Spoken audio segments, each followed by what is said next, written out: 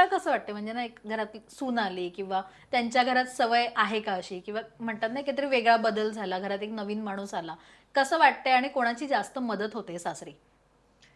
सगळ्यांचीच होते खरं तर आणि सगळ्यांसोबतच खूप छान कनेक्शन आहे. मम्मी पप्पा असतील किंवा त्यांचा भाऊ यश, सगळ्यांसोबतच खूप छान कनेक्शन आहे आणि मला असं कुठे वाटत नाही की हे काही वेगळी लोक आहेत, ते आपलेच आहेत असं वाटतं. आणि ते जास्त सांगतील माझ्यापेक्षा. तिला कसं? सून म्हणून नाही घेतलं, एक मुलगी म्हणूनच तिला एक्सेप्ट केलं घरी. वा वा वा. पण आईसोबत छान नातं हो, आहे तिचं. माझ्यापेक्षा आईसोबत चांगलं जमतं. ओ वाव. मम्मींसोबत खूप छान जमतं आणि त्यांनी मला फर्स्ट डे पासूनच सांगितलेलं आहे की हे घर, संसार, स्वयंपाक वगैरे ह्या गोष्टींकडे तू अजिबात लक्ष देऊ नकोस. तू तुझं करिअर सांभाळ, तुझं जिम, तुझं डाएट, तुझं फिटनेस किंवा तुझं शूटिंग, ह्या सगळ्या गोष्टी तू सांभाळ. घरचं करायला मी आहे. किती त्यामुळे तो खूप मोठा सपोर्ट आहे मला आणि माझ्या फॅमिलीला सुद्धा किंवा मला सुद्धा तेच हवं होतं की इतकं छान आता करिअर झालेलं आहे तर ते अजून मोठ्या पद्धतीनं वाढावं. आणि त्यांचा स्वतःचा सुद्धा खूप छान सपोर्ट असतो. म्हणजे जर कुठे शूटिंग असेल, म्हणजे मला असं वाटतं की लग्न झाल्यानंतर हार्डली 3-4 दिवसांनीच मी बाहेर पडले आणि डबिंग होतं एका फिल्मचं. तर आम्ही दोघंही स्वतः गेलो होतो डबिंगसाठी, ते सुद्धा आले होते. त्यामुळे असं काही वाटत नाही, छान वाटतं सगळं. आणि इतकं जर सपोर्टिव्ह करणारी लोक असतील तर काम करायला सुद्धा अजून जास्त हुरूप येतो. एक्झॅक्टली. पण हिने पहिला म्हणतात ना, लग्न झाल्यानंतर आपल्या काही विधी असतात, परंपरा असतात, किंवा काही आपण काही गोष्टी फॉलो करतो ट्रॅडिशनली. सो पहिला पदार्थ वगैरे काय खाऊ घातला गेल्या गेल्या, नवीन छान गोड पदार्थ बनवला? बाकीच्या मुली इझी पदार्थ बघतात, हा. पण हिने एकदम हार्ड म्हणजे गुलाबजाम बघितलं. आणि ते आणि आणि कसं खूप झालं ते खूप मस्त झालं होतं. परफेक्ट बनवले होते. परफेक्ट. पाक वगैरे इलायची, पण सगळं? पाक वगैरे सर्व. बाप रे. नाही. आणि सगळ्यांनी हेल्प केली होती, त्यांनी स्वतः सुद्धा हेल्प केली होती. अरे वा. यश, त्यांचे जे भाऊ आहेत त्यांनी सुद्धा हेल्प केली होती. हे 2 मेंबर असे आहेत आमच्या घरातले की ते कधीही किचनमध्ये गेले नाहीत. म्हणजे ग्रीन टी हवा असेल तरी मम्मी आणून द्यायच्या आणि आता स्वतः ते जाऊन किचनमध्ये ग्रीन टी बनवतात.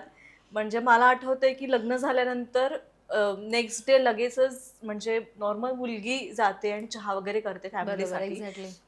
तर आमच्या पप्पांनी लेमन टी सगळ्यांसाठी बनवला होता आणि मलाही त्यांनी लेमन टी आणून दिला होता. छान असं मस्त लिंबू, गवती चहा, इलायची, वा. गुळ. आलं, गुळ. गूळ हे सगळं मिक्स करून असा डाएटचा एकदम त्यांनी लेमन टी आणून दिला होता. पण स्वतः तुमचं, त्यांनी बनवून. पण असं सगळेच तुमच्या घरी डाएट फॉलो करणे किंवा फिटनेस कडे फिटनेस लक्ष फ्रीक आहे. देणारे आहेत?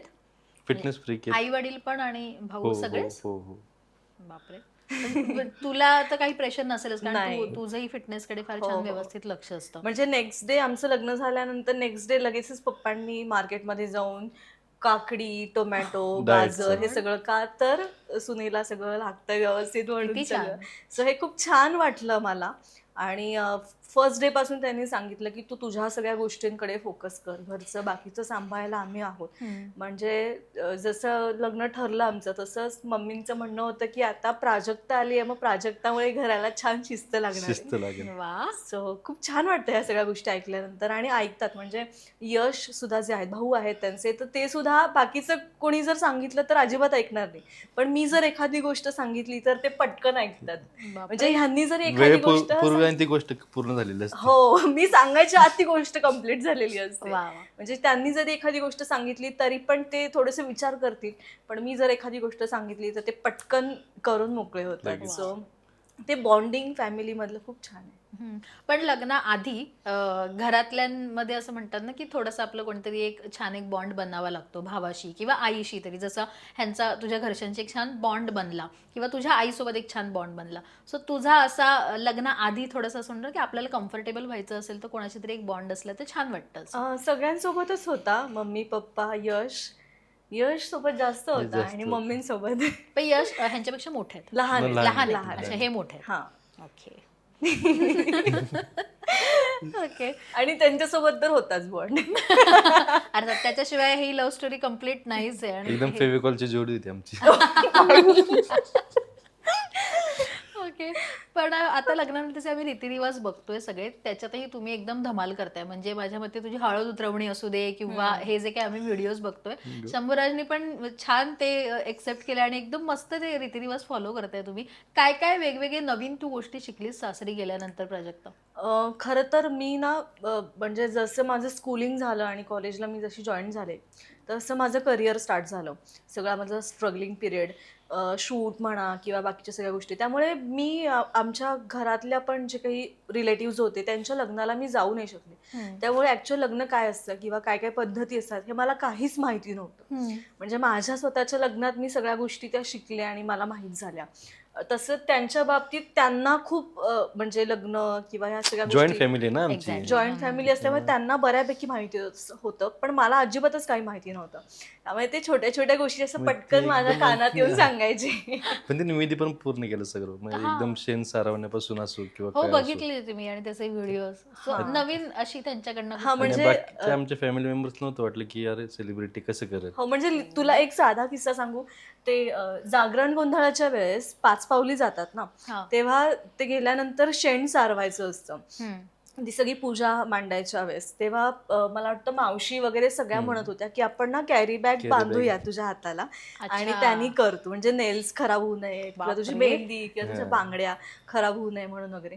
पण मी अशी होते की नाही, इट्स ओके. म्हणजे शेण ही काही गोष्ट मला अशी काही खूप अशी वाटली नाही आणि पॉझिटिव्ह वाटते मला ती गोष्ट सुद्धा. सो मी आनंदाने त्या सगळ्या गोष्टी केल्या आणि ते खूप भारी वाटलं त्यांना. त्याच्यामुळे मी बोललो ना, ग्राउंड टू अर्थ एकदम सेलिब्रिटी म्हणून ही असं असं कुठेच वाटत नाही. वागत नाही.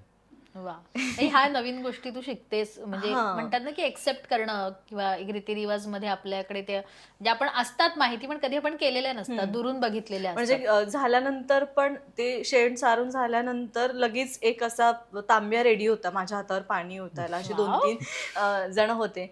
पण मला नाही वाटली काही गोष्ट. म्हणजे जी गायी आपण देवता मानतो, त्या गायीमध्ये जर 33 कोटी देवता आहेत आपण म्हणतो, तर तिचं शेण असेल तर त्याच्यात काय वाईट वाटण्यासारखं आहे. बरोबर. So मला खूप छान वाटलं आणि मी ते एकदम हॅपीली असं सगळं केलं. तर मी त्याच्या कानात बोललो होतो मी सारू का. वा. पण हा सपोर्ट तुला मध्ये मध्ये मिळत असतो ना प्राजक्ता, आणि हो. थोडंसं आपलं असं असतं ना की नवीन घरात जाताना ह्याच काही गोष्टी फॉलो करताना आपल्याला नवऱ्याचा थोडा सपोर्ट लागतो. हो, हो. नवऱ्याचाही लागतो आणि त्या फॅमिलीचाही लागतो ऑफकोर्स. आणि मी खूप लकी आहे की मला खूप छान फॅमिली मिळालेली आहे. मम्मी पप्पा पण जसे माझ्या तिकडचे मम्मी पप्पा होते तसेच हे मम्मी पप्पा आहेत आणि मला तिकडे जसा भाऊ होता तसाच इकडे सुद्धा भाऊ आहे लहान. त्यामुळे असं छान वाटतं आणि सगळे आपुलकीने करतात.